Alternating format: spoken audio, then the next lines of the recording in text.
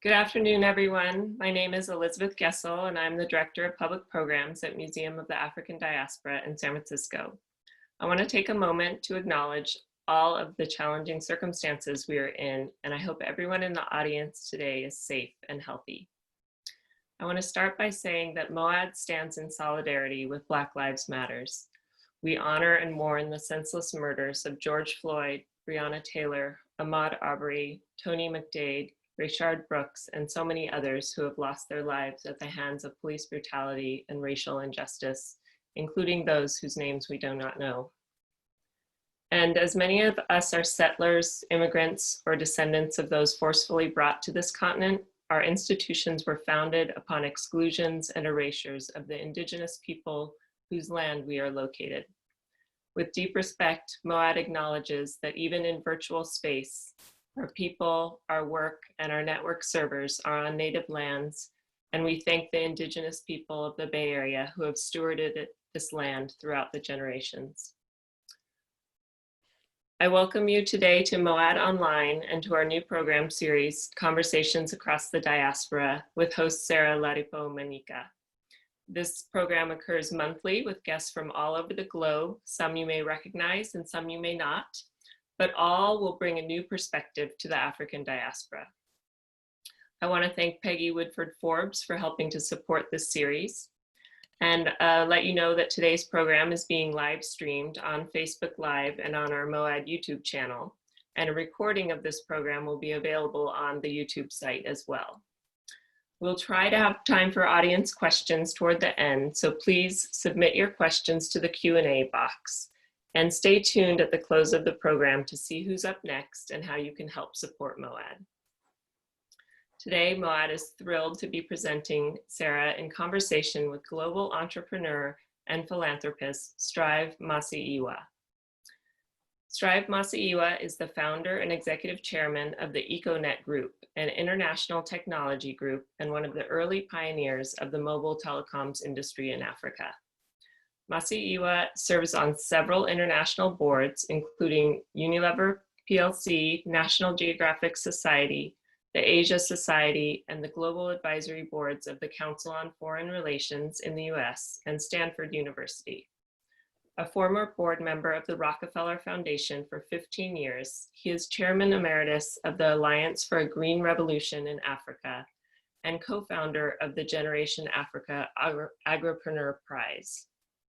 He now sits on the UN Global Commission for Adaptation, focusing on climate change challenges, and serves as Special Envoy to the African Union to coordinate Africa private sector efforts to procure medical supplies to help fight the spread of COVID-19. He led a similar initiative to fight Ebola in West Africa in 2014-2015. As a philanthropist, Masiyiwa is a member of the Giving Pledge. He and his wife, Tsitsi, founded the Higher Life Foundation, which has supported the education of over 250,000 African orphaned, vulnerable, and gifted children across Africa over the past 20 years.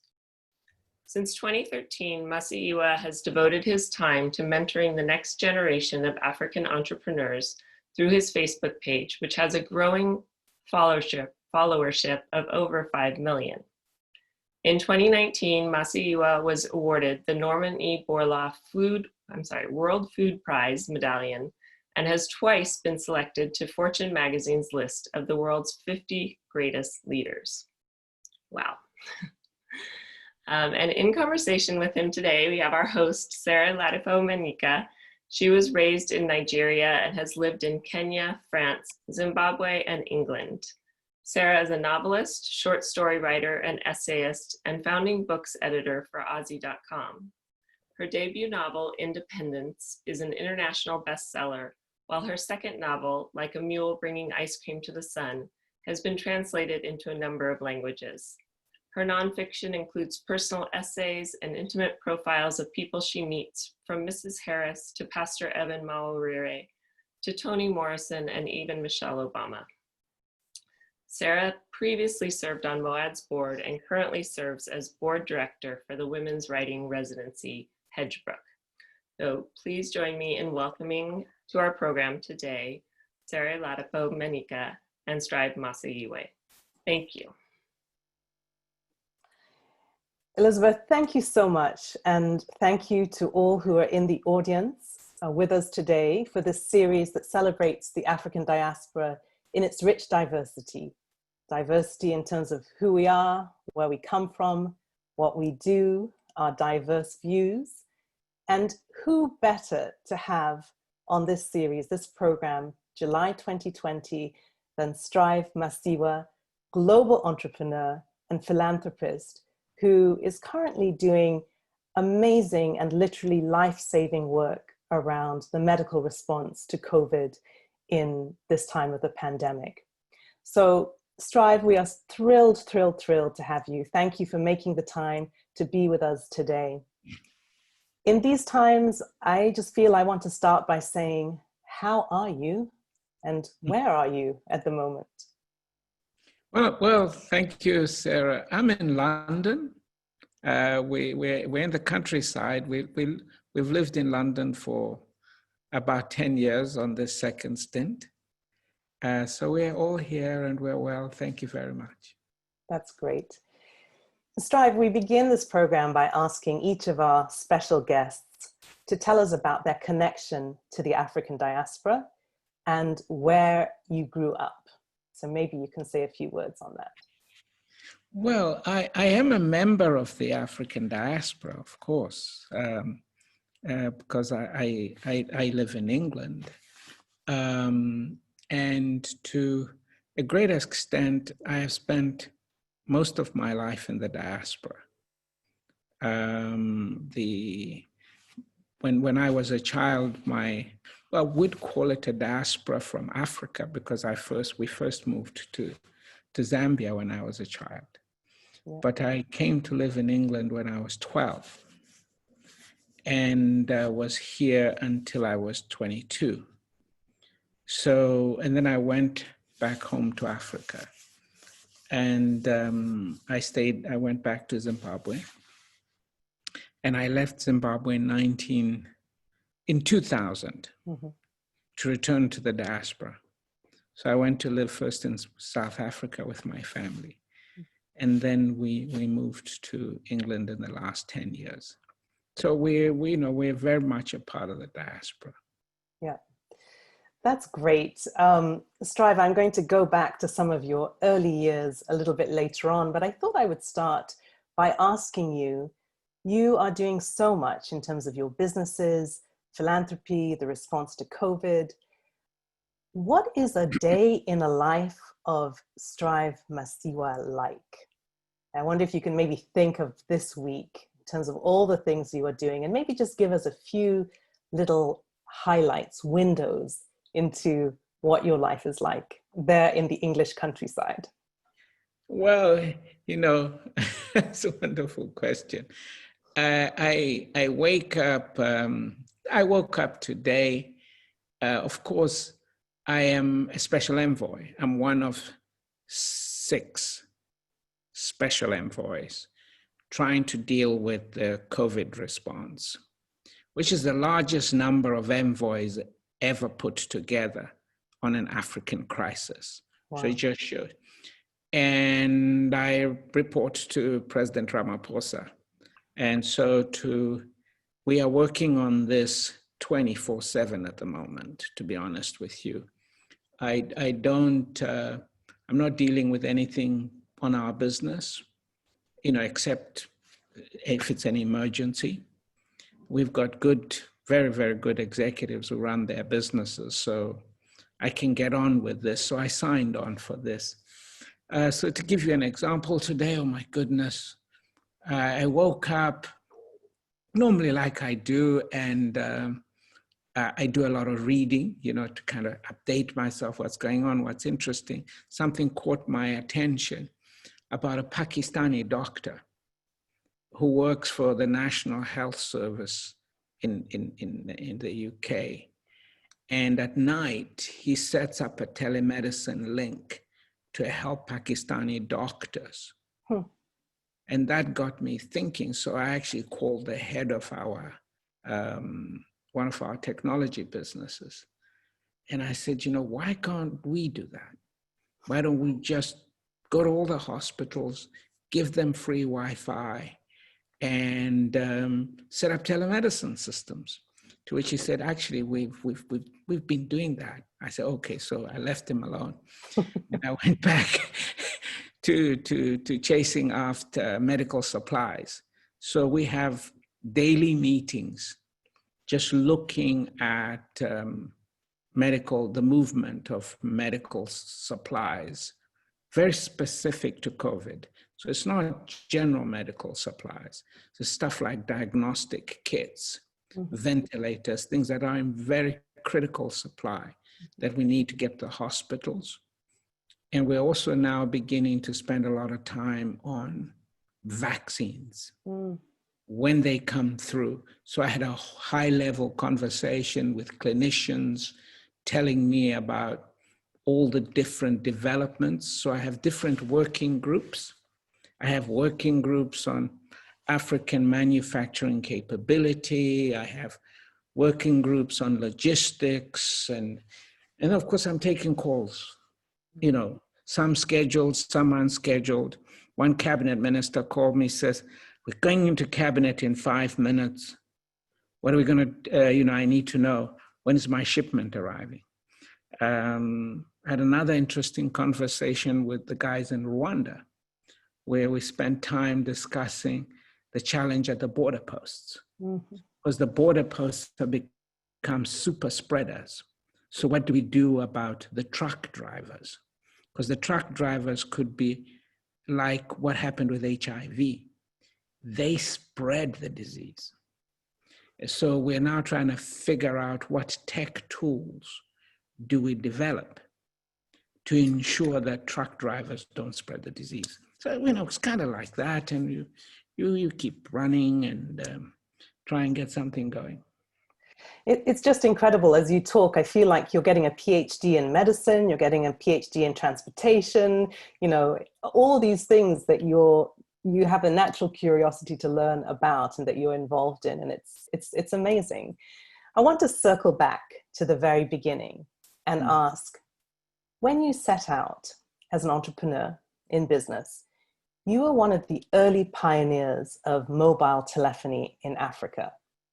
And from what I recall, it was a little bit of a rocky start, almost like a David and Goliath story.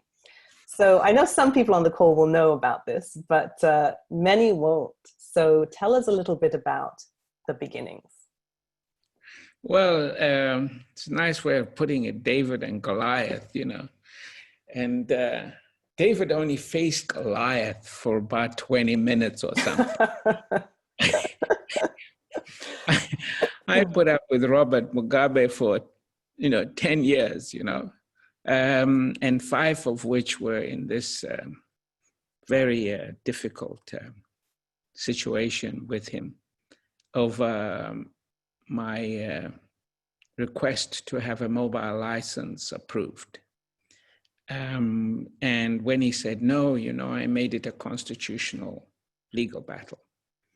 And he was heavily offended by what I did. And he tried to demonstrate his offense, let's put it that way. So you took the government to court? Yep, yeah. Would you advise that as a tactic for future entrepreneurs? No, I wouldn't.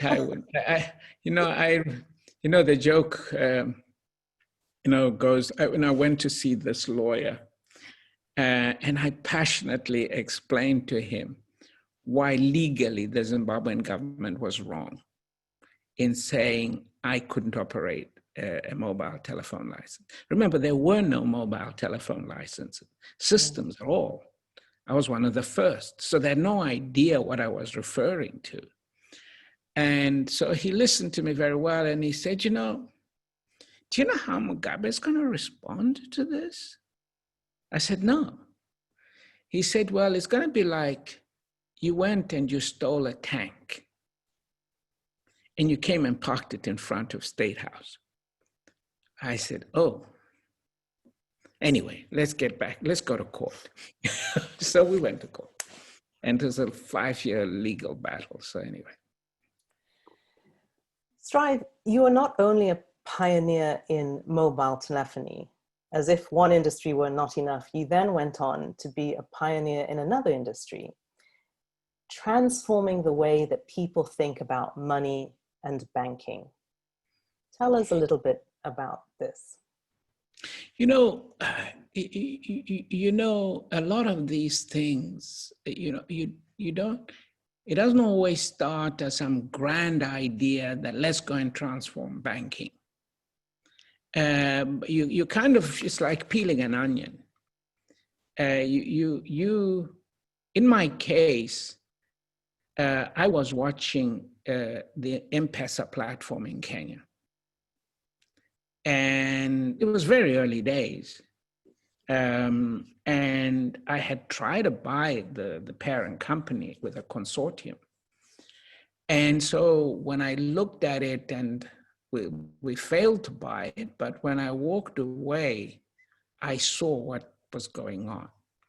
And then we had an operation in a country next door.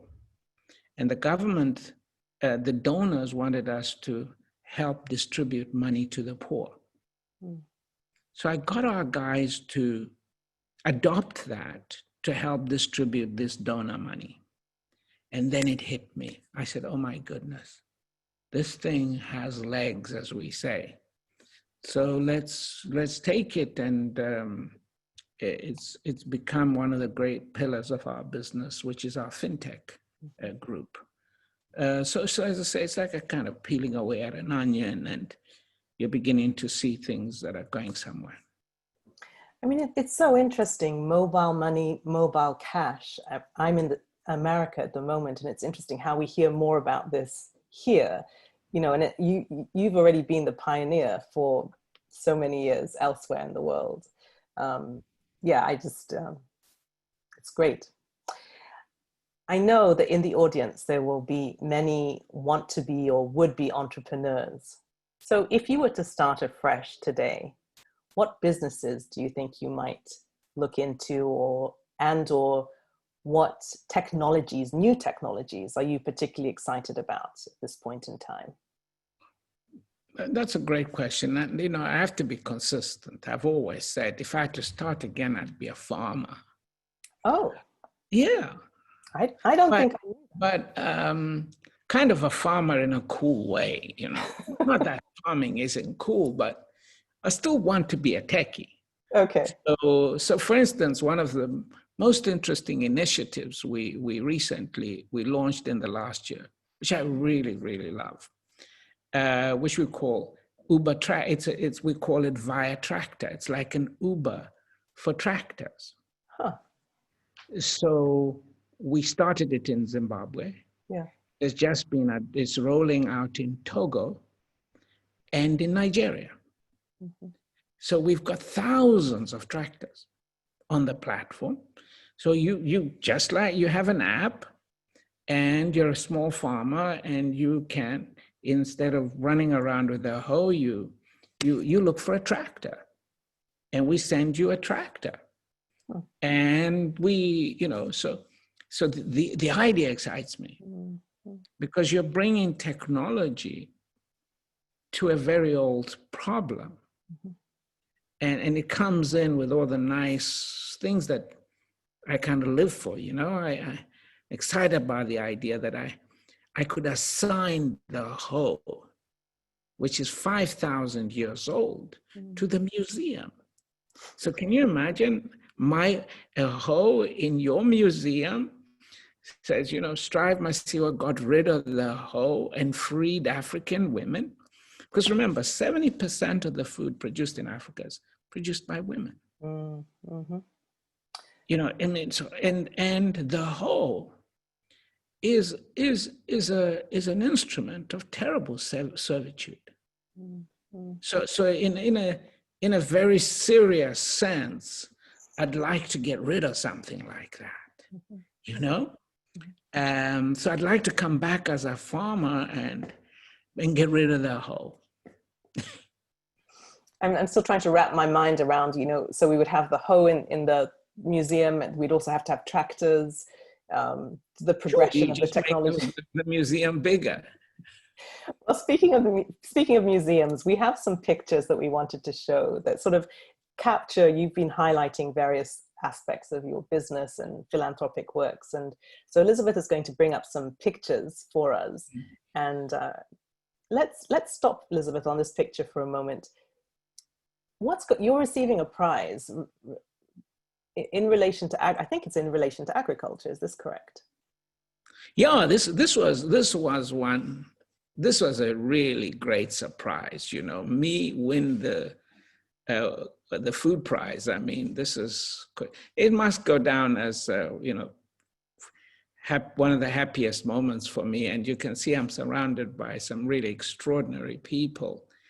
In fact, in the far left here, you can just see his hands. It's actually the current vice president of Nigeria, the president of Ghana, of course, President Obasanjo, you know, some of the finest people on planet Earth were there that day for me. So tell us a bit more. You said the food prize. Break that down for us a bit. As you know, one of the greatest innovation in food it was in hybrid seeds, which ended the hunger. It triggered the green revolution in Asia. And the scientist who worked in this field was a guy called Norman Borlaug. And he worked for the Rockefeller Foundation. And he got the Nobel Prize for peace. And so when he retired, he created his own prize, the World Food Prize. So it's kind of it's really a coveted prize in the world of food. Mm-hmm. And so this was on my retirement as the as the chairman of AGRA, which was an organization I started with people like Kofi Annan. He was the first chair. Gates Foundation, Rockefeller Foundation, and all the African governments to try and create an African green revolution. You know, just a massive uplift in food production. Yeah, no, that's fantastic. Elizabeth, let's go back to the pictures. So we had that first picture illustrating a prize, and then we have a few more pictures. So this I know. So I love this picture. Is this taken in Nigeria? I think so. Because you know that's where I'm from, and I'm just smiling at the character. Yeah. This is definitely Nigerian. Yeah, I'm smiling at the character behind you who's taking a selfie of himself. You know. Himself. So, okay. but just tell us 2 words about what this. You'd have the entrepreneur town hall. Series. Yeah. So you know, this is the thing I miss the most at the moment. I must say, I really miss this. I go around Africa's cities because, you know, I travel a lot in Africa. One of my, you know, I count off my hands the countries I've never been to because I've virtually been everywhere. And when I travel quite a bit, and when I get to these cities, I tell the young people I'm coming, and we have a town hall, and then we kind of also stream it live on Facebook, and we get 3 or 4 million people will come in and watch it over a couple of weeks. You know, it's a lot of fun. Well, I don't know if we have 3 or 4 million with us now. We have several hundred I'm just seeing in the chat from everywhere, from South Korea to London, to all over the place. So Elizabeth, we'll go back to these pictures. So let's move to the next one. Ventilators. So you have been talking, it has Virgin Orbit. Tell us about that link. Yeah, so you know, as you know, I've worked for a long time with Richard Branson, We actually met over in Nigeria. Imagine, we met there. And kind of, he called me one day and he said, you know, I hear you like philanthropy. I said, sure. He says, let's do stuff together. So we created the Carbon War Room because we were really fascinated with issues around climate change. And we were really one of the early foundations. We created the B team together. We work on the elders. And so whenever when he sees a crisis that he thinks I can participate in, he calls me and vice versa. So I called him and I said, you know, Richard, we're not going to get any ventilators in Africa. How many ventilators were there? Let's just take Zimbabwe at the beginning of this. And Zimbabwe was one of the good ones. About 20 in Zimbabwe. There are countries in Africa with 1 or 2 ventilators. Now, it's just that it wasn't an item which was, it wasn't a condition that required us to have that many ventilators, even though, of course, it was important to have as many as possible. So, anyway, to cut a long story short, Richard put together a team from Virgin Galactic and NASA. And then we called in Jeff Skoll from Skoll Foundation. He's one of the founders of eBay. And we kind of put ideas together. How do ventilators work anyway? So these guys went away, came back and said, we have a design for you. So we actually are producing 10,000 of these ventilators at the moment. And we have the capacity to actually meet any amount that Africa needs. So the ventilator problem is behind us. People just have to buy them. And normally a ventilator is about $20,000. These ones are about $1,000. That's incredible. We'll move on to the next image. This shows a healthcare worker, I think in Zimbabwe. I know from some of your recent Facebook posts, you have this wonderful acronym, sort of like a mantra, ITT, which stands for? Inform, test, trace, isolate, and treat. Okay. These are the 5 steps of dealing with the coronavirus. Mm-hmm. And the critical thing, and I'm not a doctor, but I like to synthesize. Not yet. Yeah, I hope at the end of this, they give me a diploma at least, for trying, So anyway, I work very closely now with NGOs, community-based groups, and it's very clear what we need to do. We talked earlier about ventilators. You got to be practical, okay? This disease is ticking up very quickly. It's up 50% every week at the moment. This is exponential, and I'm talking about Africa. I get, by the way, a daily report on the numbers and the figures, country by country. And we actually go through it because I work with the head of the African Center for Disease Control. Mm-hmm. So it's ticking up, and we're kind of trying to find out of the box solutions that country can take up. Countries, Africa, at the AU level, we have no political authority. This is African Union. Mm-hmm. Because it's the African Union. In the African Union, we try to influence, but we can't say, hey, do this or do that. It's not a federal system. So we kind of keep spinning ideas. Then we call the ministers. For example, I have meetings with the health ministers from every single country every 2 weeks. Wow.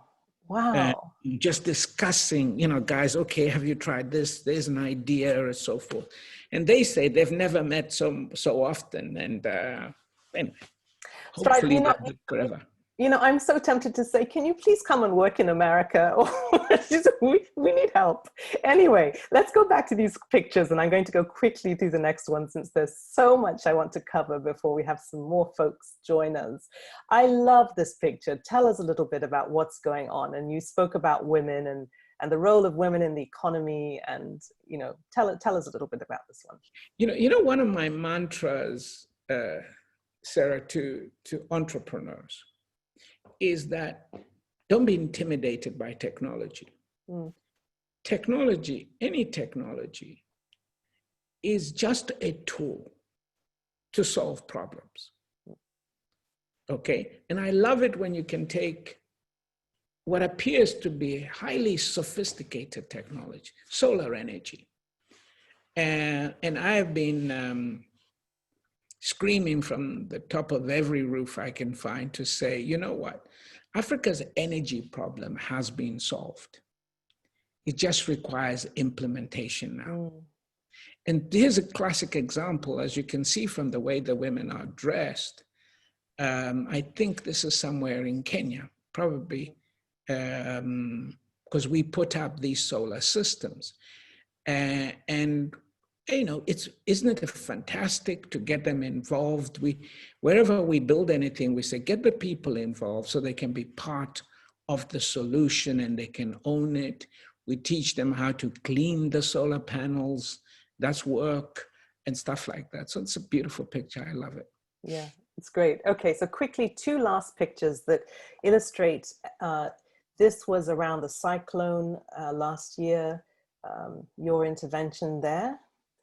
And then this last image, Elizabeth, is, I love this quote here that you have, if I can read it, 15,000 kilometers of, digging from Cape to Cairo, thousands of workers, numerous obstacles overcome, our efforts to shape and enhance internet access in Africa, the audacity of faith. Love it. This is 2013. Yeah. So we finished this.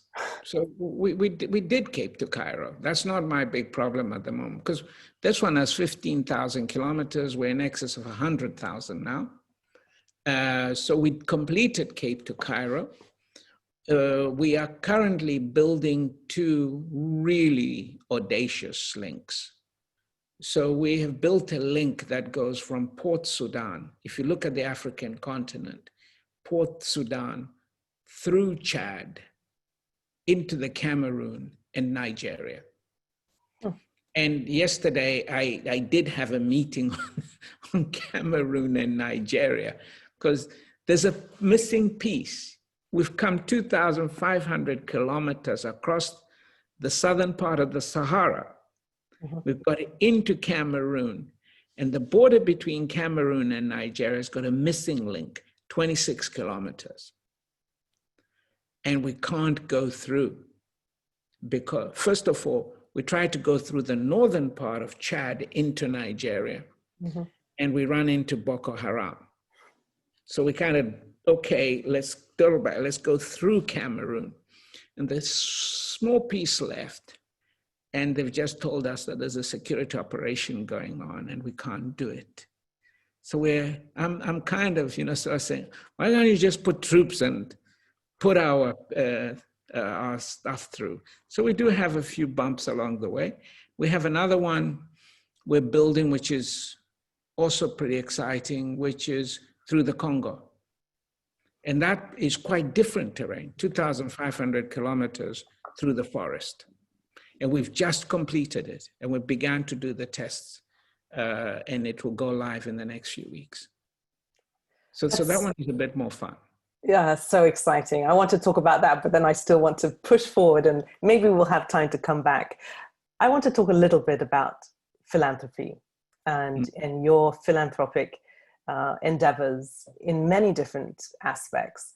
One of the things I know is very important to you is education. And that's where a lot of your time and thought has gone in terms of what you have done on the philanthropy front.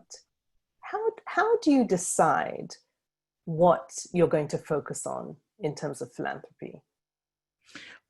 Well, in my case, it's very different from a lot of philanthropists who first made a lot of money, then sit down and say, okay, so how are we going to spend it? My philanthropy has always been with me. It has always been kind of giving me the purpose. So if you go back to when we set up our foundation, Tsitsi and I we didn't even have a child when we started talking about philanthropy. When she kind of, met this guy who spent his time with wires coming out of his head and running a small business. So we had a crisis, which was the HIV pandemic. So it kind of gone from pandemic to pandemic by some feeling of it sometimes. So we set up a little program in our company to give school fees money to widows of our workers that had died. Kind of think about it. We were, this was before I was even in telecommunications. So I had workers, and whenever they died, we came, because you didn't have pensions and stuff. And then the mother would also be ill sometimes, and then you run a program. Before we knew it, this had morphed into a program with 1,000 kids. And Tsitsi kept pushing that, you know what, maybe I should run this as a full-time, and you just give me the money. And I thought, this works pretty well. I'll give you the money. And then she kind of kept coming back for more money. And I thought, it's less complicated. How about if a certain percentage of the money that I make, I'll put into an account for you? She's fine. So I went away. She didn't bother me. I went on to build the business. She went on to build the foundation. And, one day I woke up and I said, so how many kids you have now? So, no, we probably 10,000 now. Oh, okay. You got enough money? Yeah, okay. Get some more money. So really my wife built the philanthropy.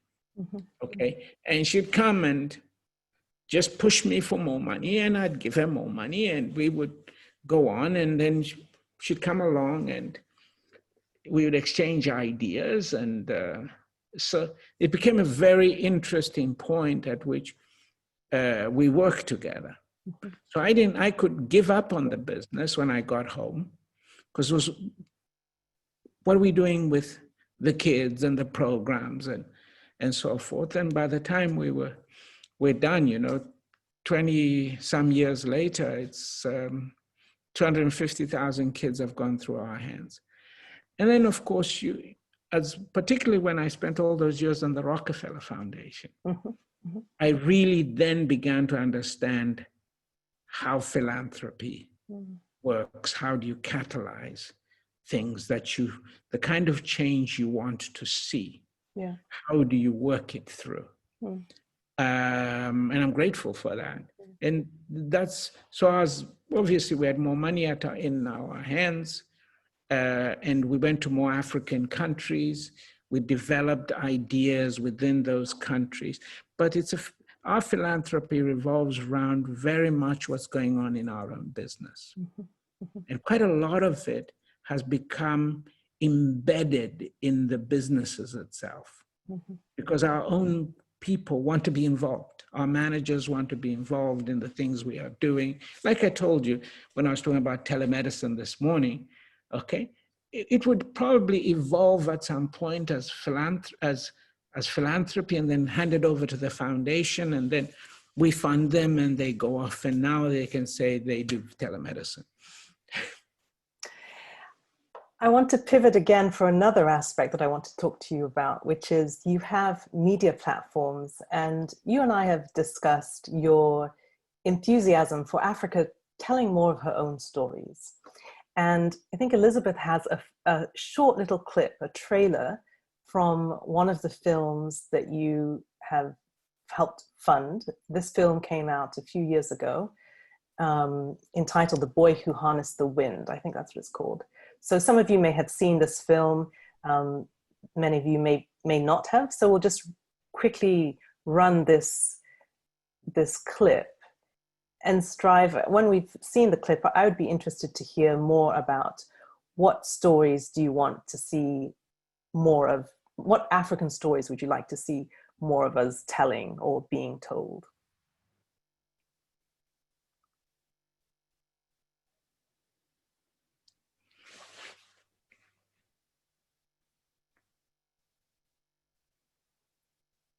I think, Elizabeth, is there sound?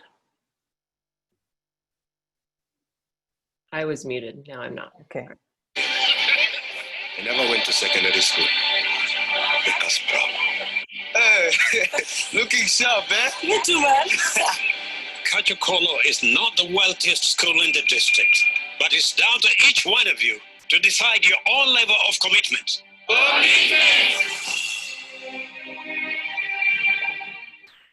The rains came late this year, and now the trees have gone.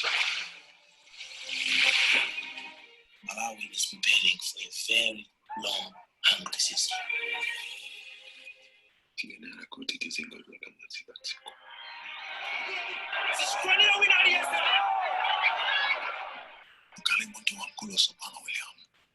you going to do? Anything new? It's a pump. Can you fix it? Maybe. Mr. Kachibunda, when you turn the wheel on your bike, the light shines. How? It's magnets. I can bring water. I know how to do it.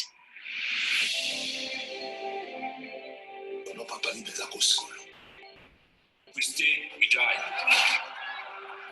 No. With the electricity, we can plant in the dry season.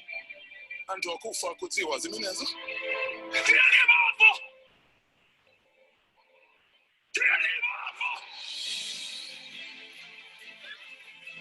Malusi, adzalika liti. Zita kutaka. Ngati Mungu anditandiza.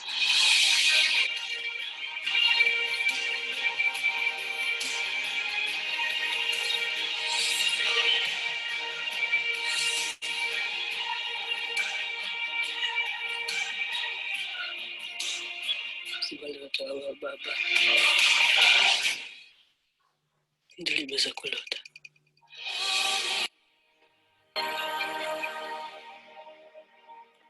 Elizabeth, thank you for that. I just love, it was such a powerful film based on a true story. So Strive, just a word or two on what stories you'd like to see more of coming from Africa and indeed the African diaspora. Well, you know, first of all, of course, Africa is a great storyteller. You know, Africa is telling its own story. And, you know, you look at the Nigerian film industry. It's a massive industry. So the capacity to tell our stories, the creative capacity is already there. Obviously, what we need to do is to see more investment so that we raise the quality to a level where it can be marketed globally, such as this movie was, as you know, got onto Netflix and so forth. But the talent is just waiting for real serious resources to be put in place. And it's hard because it's not attracting sufficient investment. But it will come. And then we will tell our stories even more. But the capacity is already there. Strive, just to wrap up on my end, you know, one of the things that I'm always so struck about what you do is that we've spoken a fair bit about all the projects and things that you're involved in within the African continent, but you always have this vision for the African diaspora. You know, I noticed on one of your recent Facebook posts, you were doing sort of like a shout out to all the health workers in the diaspora, Africa, you know, the African diaspora health workers in England and America who come from all over the place. It's something that I felt very personally. Just a year ago, my mother was quite ill in ICU in London, and all the nurses, it was like a virtual United Nations. And so you know, you've brought attention to that. I know you sit on the board of Morehouse, a historically Black university. So Black lives mattering globally really does seem to be very close to your heart. So I wondered if you could just say a little bit about that before we turn over to some other questions. Well, first of all, you know, I think it was Churchill who said, you know, never has a nation during the Second World War depended on such a small number of people. The load of a nation, I can't remember quite how he put it, but you recall, and he was talking about the British Air Force as they fought in the Battle of Britain. The Battle of Africa is fought by the diaspora.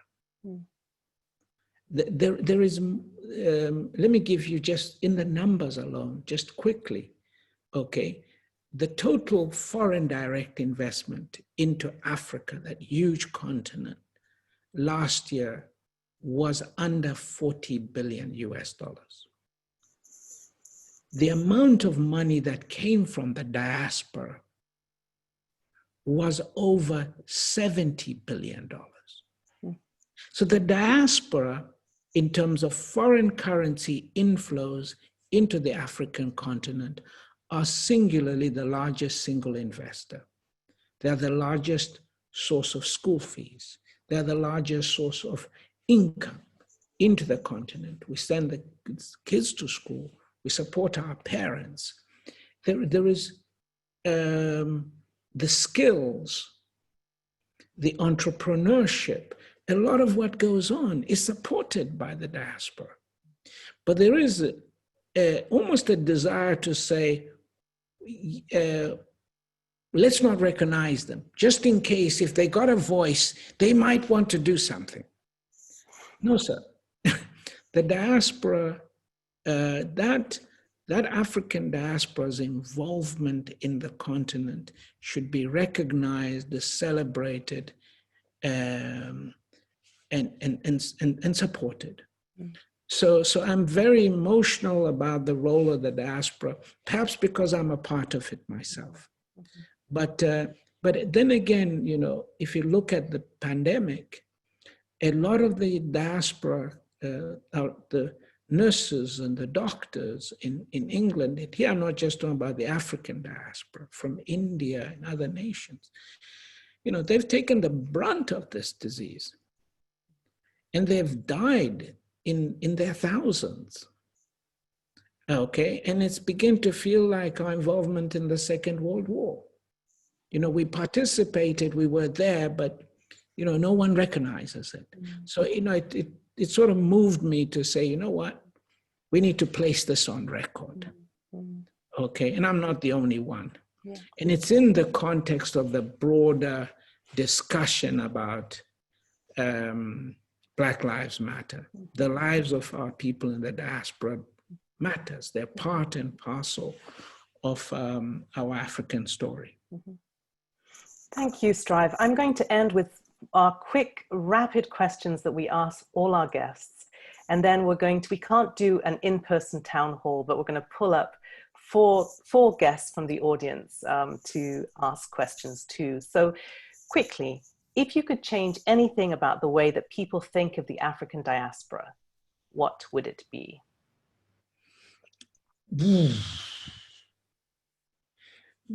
That they're not just a source of money. You know, I don't like them talked of in terms of remittances.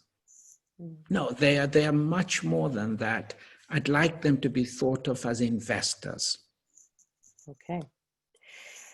Strive, do you have a favorite artist from Africa or the African diaspora, given that we are in the context of a museum? Well, you know, I have of course, being from Zimbabwe, you know, I like stone sculpture. Although a lot of my favorite stone sculptures are not alive anymore. But I'm a great fan of our great sculptors, and art from across Africa in general. And is there a most underappreciated artist that you can think of? As an individual? Yeah, so maybe even an art form. I think African art is underappreciated, right across the board. Yeah, and it is not. You can even see it in the value of works. You know, quite often people will. I'll go and ask about a piece of artwork, and you say, "How much is this?" And you're stunned by how people can't live off their art. Yeah, no, this is true. Hopefully we will see that change. Let me ask two last quick questions. Which African city would you like to see host the next big technology conference?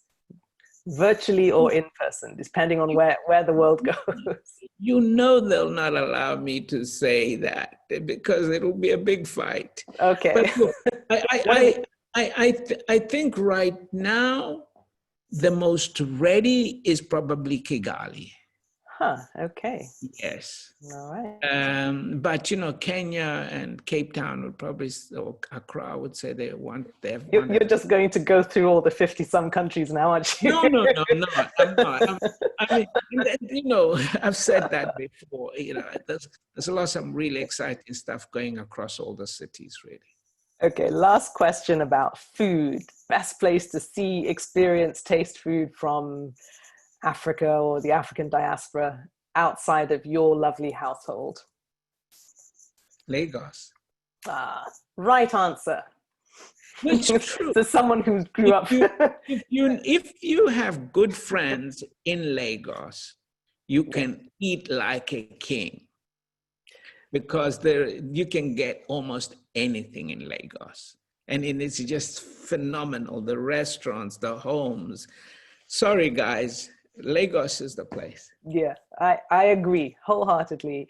So we are running out of time, as I knew we would. Elizabeth is going to kindly pull up for people in the diaspora from Zimbabwe with their quick questions. And I know as we're doing this, I know we've been receiving lots of questions from the wider audience.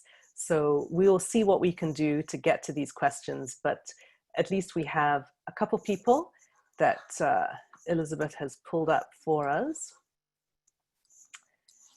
Go on. Okay. So I think Elizabeth is still pulling people up. We have Ashley, Rukudzo, and I think there are two more. So this is a tip for people for future conversations. If you register early, you might be one of the people that we're able to pull up on video. So an incentive for you. But let's start with Rukudzo and Ashley. Just maybe quickly introduce yourself, where you are, and what your quick questions are for Strive today. Rukudzo? Hi, I'm Rukudzo, and I'm currently in Cambridge, Massachusetts, and I'm from Zimbabwe. I'm studying a master's in public health here in the United States. So my question is that in the US, we've been talking a lot about how some of the innovative solutions that have come about as a result of the pandemic are here to stay and are going to be a part of our new normal. Do you see an opportunity for some innovative solutions to be a part of the new normal in the African context, especially in the health sector? Anything that's likely to grow or scale because of how it's been adopted during the pandemic? Yes, absolutely. Look, it's the flow of innovation around the pandemic outside the big ticket items vaccines. I mean, you've got a global race on vaccines of almost 200 vaccine solutions, let alone the therapies. Now, as Africa, we're probably not playing in that space because of the amount of money involved in that. But there's extraordinary amounts of innovations around testing approaches. Being tested is going to be part of the norm, okay? Contact tracing is going to be part of the norm. Passing through a border and being tested is going to be part of the norm. That's the new norm. You go to a restaurant and be tested, have to share with your friends that you're being tested. So all this is producing a plethora of innovations like you. I wish I could use the word exciting, but of course, given the gravity of the challenge we have, people are rising to the challenge around innovation. Thank you. Great. Ashley. Yeah. Hi, so I'm Ashley, and I'm a biology graduate student at the University of San Francisco. My interest is really in helping scientific research information trickle down because I'm passionate about the environment and making sure that we use it to improve our ability to feed ourselves and our health. And I know in Africa, especially with our focus on agriculture, we do need climate change impacts to not be as exacerbated as they are. So I know as a member of like the National Geographic Society and all of that, I know you've been in conversations about the environment, but my concern is how do we get this information to trickle down to everybody, including people in the rural communities in Africa, people in different urban areas of Africa? Like how do we get them the information and also make sure that it's understandable? And yeah. Well, we just have to use the tools that are there. And if you look at the social media tools and the reach they have, one of the things we haven't done is translate into African languages. It's extraordinary that so we've just done an app which we call Sasai, okay? And I told my guys that I wanted that app to be available in African languages. Uh-huh. And it was phenomenal that we've translated it into 55 African languages. So you can actually go on the app and choose Xhosa or Venda or whatever you want. And the app will be available immediately in our own language. So we have to take these tools and use them to reach our people. Mm-hmm. And that is entrepreneurship in of its own right. Mm-hmm. Strive, it's great to hear about that multiplicity of languages is fantastic. From the arts side, Ngugi wa Thiong'o is someone who speaks a lot about the importance of us using African languages, and it's just fantastic what you're doing. I've known Ngugi for 40 years. We almost hatched together, except he was a little older than me. Oh my goodness. So you see, we have to do this again, and it has to last like a whole weekend. There's too much to cover. I'll tell you, I'll finish off by saying, I was sitting in my office one day, I was thinking the other day about art, and somebody told me that someone wants to see you. And guess who came into my office? Masekela. And he was fun. So talk of great artists of of Africa. We have this amazing talent. Imagine you, Masekela, walking into your office over lunch, sitting on the edge of your desk. Okay, we are all completely jealous. You should be very jealous. Oh my goodness. Oh, that's so brilliant. Okay. Eric Kumalo, who is a big fan of Ngugi and Hugh Masekela, I think, as well. Go on. Oh yeah. Hi, Mr. Strive. I have some interest in. You look like you're wearing a uniform, but anyway, carry on. Oh yeah, I just love the culture, so I just wear up sometimes. Yeah. So faces us away. So yeah, I recently graduated from UC Berkeley, and I've had this interest in education and in tech education. So last year I had a program in Zimbabwe where I was teaching our youths how to code, and some of them most of them they are situated in Zimbabwe, and some they even got selected into prestigious scholarships here in the US. Like we got someone in Stanford at Northwestern, at University of Rochester.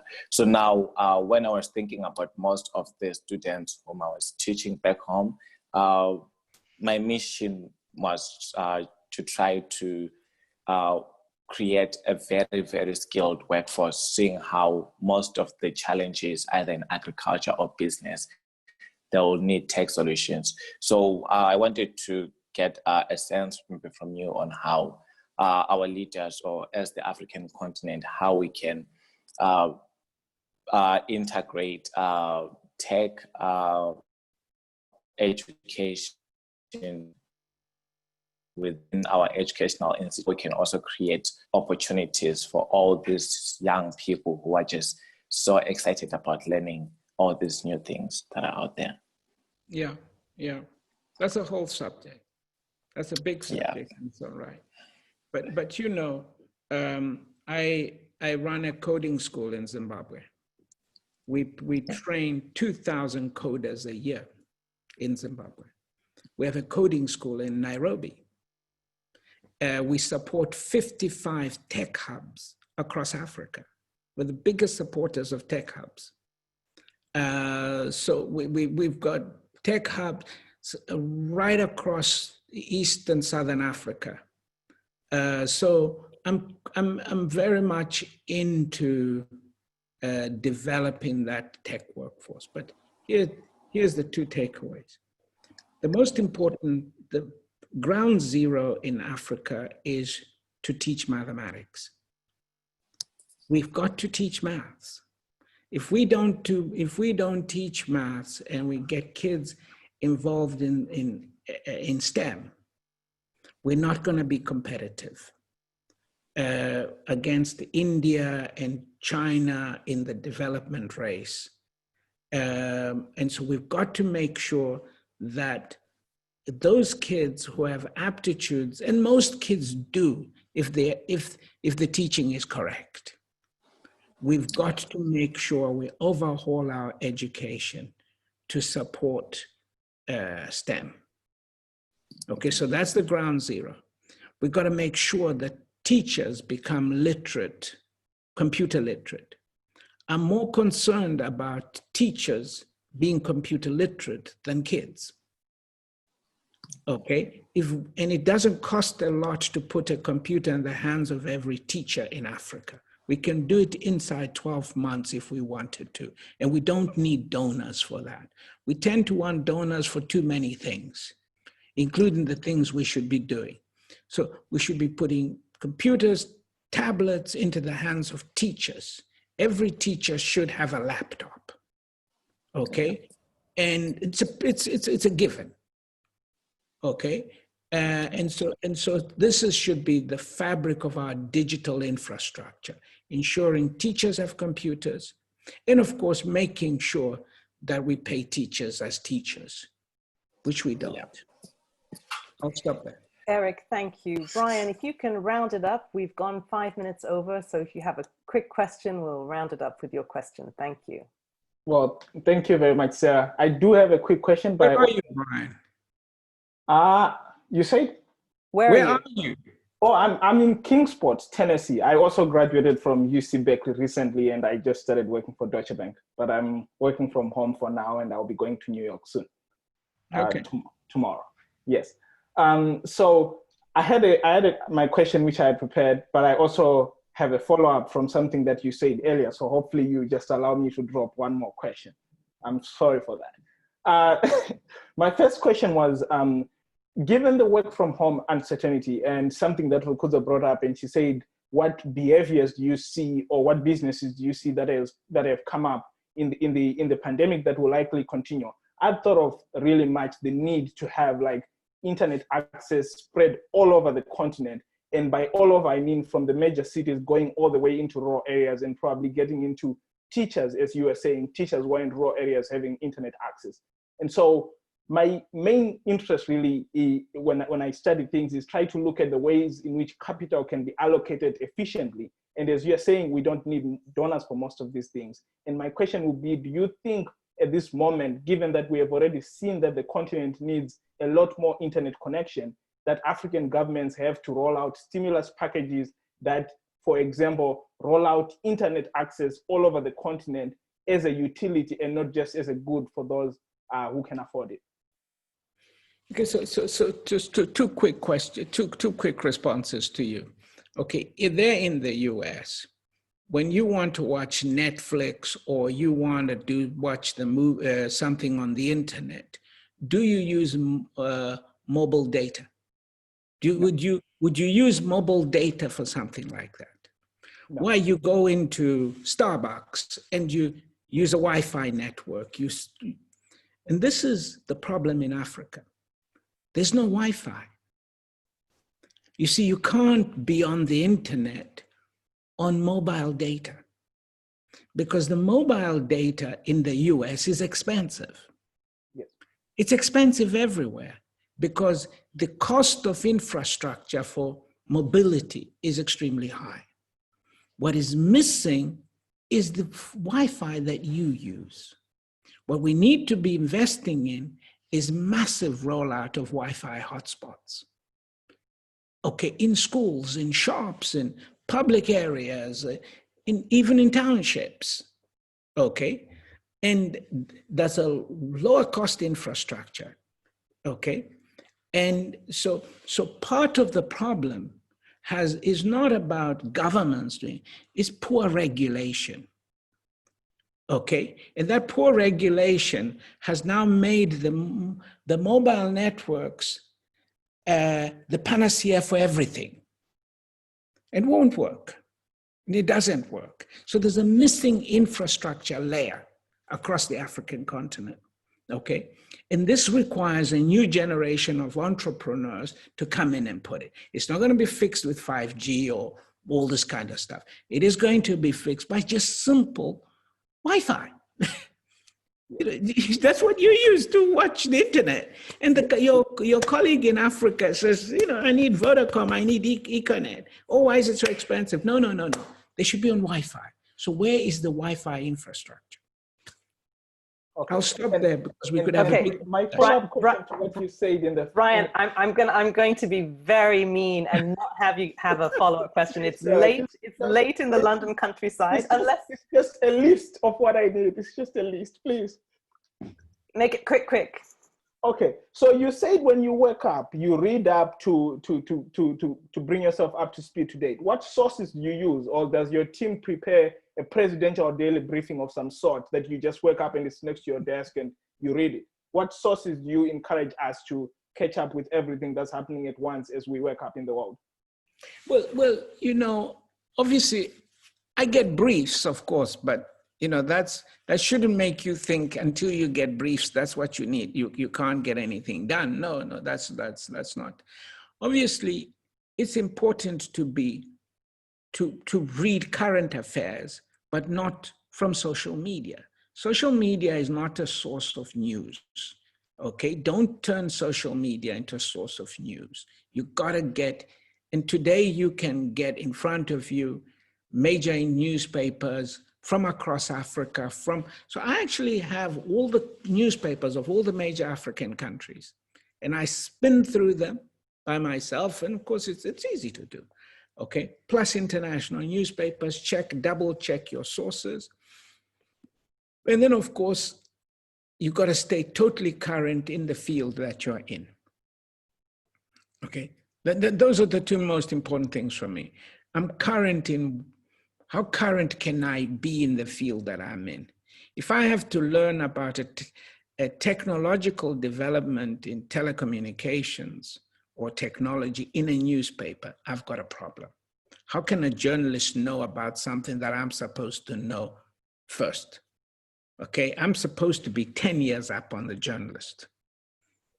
Okay, so in whatever field you are, you have to be right there at the front of understanding what things are happening there. And if you're not doing that, then you become obsolete very quickly. Brian, thank you very much, Sarah. Thank you. That was a great question, and of course a wonderful response. And Strife, thank you so much for your generosity, for spending this time with us. It's been such a pleasure. I'll let Elizabeth wrap it up, but I do want to say to the audience, I know that there were people who sent in their questions, and unfortunately we've just run out of time. We'll have to do it again. We will take a look at your questions, and we'll pass them on, and perhaps at some point in one of his Facebook posts or something, Strife may actually address some of the questions that you've been asking. But thank you all for being with us. Elizabeth, I'll let you wrap it up, but thanks again, Strife. This has been such a treat. Thanks, Sarah. Thank you, Sarah, and thank you, Strive, so much. What a wonderful conversation, so full of many things that we all need to do more research on. But thank you for all of the things that you have your hand in. It's very amazing. So I do want to tell everybody about what is coming up next. So just a second while I get this, yeah. So next month, we are going to be graced with the actor and singer Tatiana Ali. She will be in conversation with Sarah, and we're going to take a little break. We're having a summer break ourselves, so we're going to wait until August 28th for our next program. It will again be at 12 noon here in California time and 8 p.m. in the UK. So we're really looking forward to that program. I also want to again thank Peggy Woodford Forbes for her generous support of this series. And we're very excited about all the upcoming conversations and the ones that we've had in the past. All of these conversations are recorded, and you can find them on the MOAD YouTube channel. Just a tip, look for Museum of the African Diaspora YouTube channel. If you look for MOAD, it won't help you. Maybe you can fix that for us. And lastly, I do want to encourage all of you in whatever way you can, whatever is comfortable for you. If you would like to support MOAD, we would love to have you as a member. We would love to have you donate. You can donate on our website, moadsf.org/donate, or you can give by cell, and you do that by texting 56512. Type the word MOAD SF, and then you can follow the link to make a donation. So thank you all. Thanks to everyone who joined us from all over the world, and we look forward to seeing you at more MOAD programs. Thank you. Thank you all.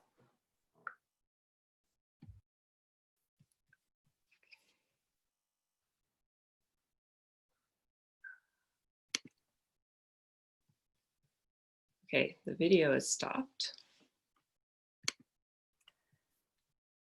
And I'll say goodbye. Elizabeth, thank you so much.